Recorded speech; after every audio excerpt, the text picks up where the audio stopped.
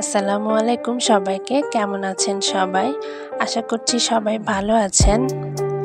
আমরা কম বেশি সবাই পায়েস বানাতে পারি এবং খেতে পছন্দও করি। নরমালি আমরা পায়েস রান্না করি পোলাওয়ের যে চালটা থাকে সেটা দিয়ে।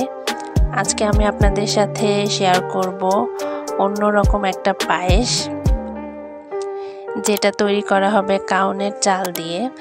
কাউনের চালের সাথে হয়তো আমরা সবাই খুব বেশি পরিচিত না। এটা দেখতেই যে এরকম অনেকটা হলুদ রঙের এবং খুব ছোট ছোট দানা।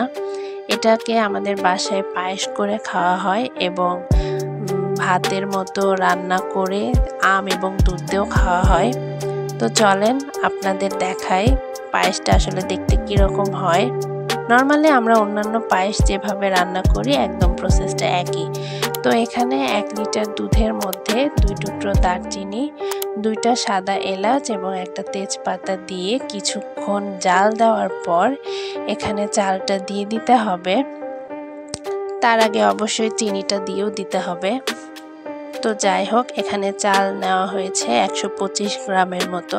তো এখানে দুধ এবং চাল এবং সব উপকরণগুলো একসাথে নাড়তে থাকতে হবে, অনবরত নাড়াচাড়া করতে হবে, না হলে নিচে লেগে যাওয়ার সম্ভাবনা থাকে।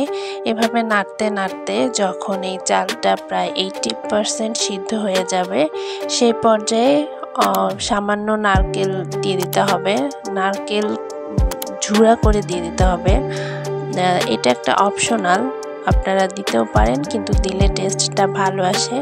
তো নারকেল দেওয়ার পর আবার সবগুলো উপকরণ নাড়াচাড়া করতে হবে।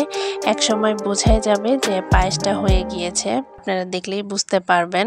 তো খুবই ইজি, এই যে পায়েসটা রেডি। দেখতে কিন্তু খুব সুন্দর হয়েছে না?